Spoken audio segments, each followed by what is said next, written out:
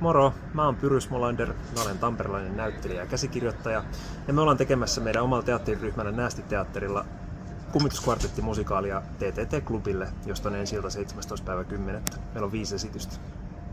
Ja itse olet siinä missä roolissa? Mä olen siinä näyttämöllä ja jossain määrin myös tuottamassa sitä. Ja kaikkiaan teitä on 4 näyttelijää. Kyllä, meitä on 4 näyttelijää, jotka kaikki soitetaan eri soittimia. Ja tää on jenkki tarina alun perin ja menestynyt erittäin hyvin kuulema. Kyllä, esitetty ympäri maailmaa, on ollut Australiassa ja Briteissä ja vaikka missä. Suomen kantaesitys meillä. Hieno juttu. Jos sun pitäisi itsesi nyt myydä sinne jenkkeihin tähän musikaaliin, miten sä myisit?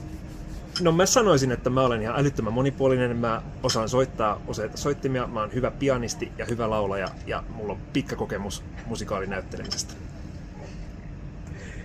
Entä vielä teidän koko tää työryhmä tulee tekemään sen 5 kertaa. Olisiko sillä mahdollisuus vielä sitten näkyä senkin jälkeen? No ehdottomasti, jos me myytäis hyvin, niin sitten ehdottomasti kyllä me aina jotain pyritään keksimään.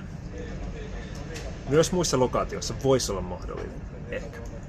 Ja sinun ajatuksesi tulevaisuudesta ihan itsesi kohdalta on? No mä toivoisin, että mä saisin jatkossakin tehdä musikaaliduuneja, mutta sitten mä toivon myös, että mä voisin enemmän toimia tällaisessa luovemmassa asemassa, olla kirjoittamassa ja jossain määrin tuottamassa musiikkiteatteria, ehkä jotain muitakin tarinateoksia. Olisiko Tampereesta musikaalikaupungiksi? Tampereesta olisi ehdottomasti musikaalikaupungiksi. Eikä se edes paljon vaadi, tää käytännössä on jo. Moi! Juu! Moi!